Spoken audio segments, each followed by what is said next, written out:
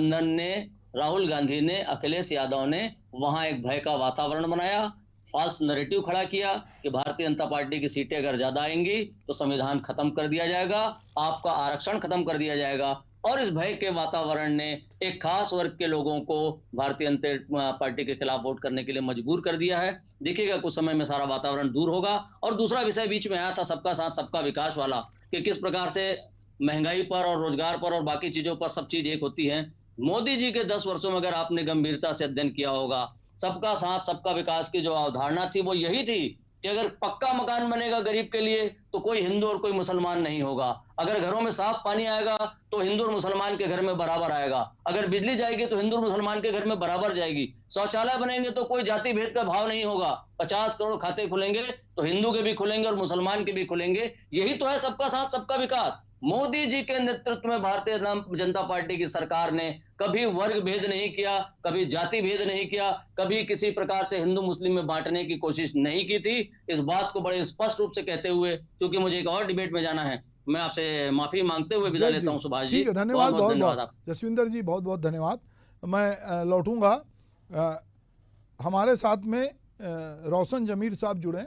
मैं रोशन साहब ये एक दूसरी बात कह रहा हूँ कि ये जो कहा गया कि संविधान बदल देंगे, ये जो है आरक्षण ख़त्म कर देंगे, और जो अखिलेश यादव ने जिस तरह से दलित व्यक्ति को ऐसी जगह से उतारा जहाँ से कि वो दलित सीट नहीं थी, बहुत सारे प्रयोग किए, तो वो प्रयोग अखिलेश यादव और राहुल गांधी की जो जोड़ी थी, जिसको मोदी जी दो शहजादे कहा करते थे, और उनको लगता था कि ये शहजादे जो हैं ये बड़बोलापन कर रहे हैं। पर हम राहुल गांधी की तरफ आते हैं लौट के, तो राहुल गांधी ने अपनी 2 यात्राओं के जरिए अपनी छवि, जो उनके लिए नैरेटिव बनाया जा रहा था, उसको तोड़ा।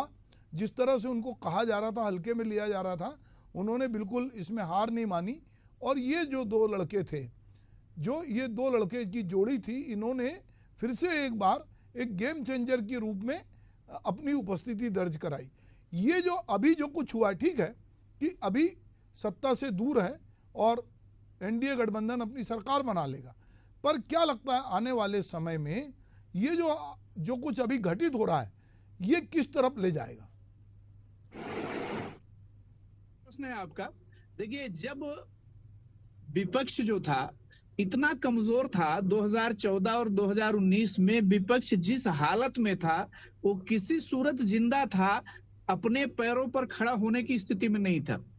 यहां से राहुल जी के और माननीय अखिलेश जी के ऊपर एक आरोप लगता आया था कि इन दोनों को राजनीति जो है वो विरासत में मिली हुई है, इनके अपने कोई कर्म नहीं है। ऐसा भारतीय जनता पार्टी ये नैरेटिव सेट करने की कोशिश लगातार कर रही थी। जब मतलब जो है सैल्यूट करना पड़ेगा उस आत्म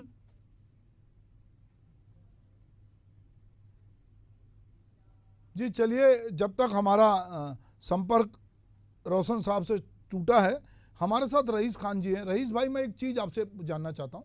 कल मैं एक टीवी पे खबर देख रहा था कि मुस्लिम महिलाएं बोले वो 1 लाख रुपए मांगने के लिए, 8,000 रुपये मांगने के लिए वो कांग्रेस के कार्यालय पहुंच गई, यूपी में समाजवादी के कार्यालय में पहुंच गई।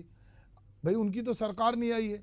तो ये जो मीडिया जिस तरह का नैरेटिव बना रहा था, या अभी भी बना रहा है, या बहुत सारा व्हाट्सएप यूनिवर्सिटी में या सोशल मीडिया पे जो नैरेटिव बना रहे हैं, जिस तरह की छवियां गढ़ी जा रही है, ये छवियों से भी लोग अब धीरे धीरे परे हो रहे हैं। जी हाँ, निश्चित रूप से। कल मैंने भी एक राष्ट्रीय चैनल पर देख रहा था, वो चैनल पे जिसको विगत 10 साल से एक तरह से कहा जाए कि सरकार का महिमा मंडन, और या सीधा सीधा कहा जाए गोदी मीडिया मोदी जी का महिमा मंडन करने वाला चैनल, जो हर कदम पर, चाहे चुनाव हो चाहे हर उसने मोदी का महिमा मंडन किया। तो ये एक पूरी तरह से वो जो खबर लग रही थी वो प्रायोजित था, क्योंकि आज जो आम मतदाता इतना ज्यादा जागरूक और समझदार हो गया है, चाहे वो कम पढ़ा लिखा हो, अमीर हो या गरीब हो, उन्हें ये चीज का ध्यान है कि किसी पार्टी ने अपने मैनिफेस्टो बनाई है, जो वादे किए हैं, तो जब उनकी सरकार आएगी, जब उनकी सरकार सत्तासीन होगी, तभी उस पर किसी तरह की कोई कार्रवाई होगी। तो इस तरह से भीड़ इकट्ठा दिखाकर कहीं ना कहीं कांग्रेस के खिलाफ और इंडिया गठबंधन के खिलाफ माहौल बनाने की कोशिश करती।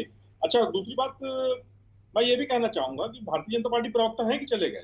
नहीं, वो सब चले गए, अब तो हम ही हैं। अच्छा, उनका बड़ा वो बात कर रहे थे कि मोदी जी ने हिंदुओं के लिए और मुसलमान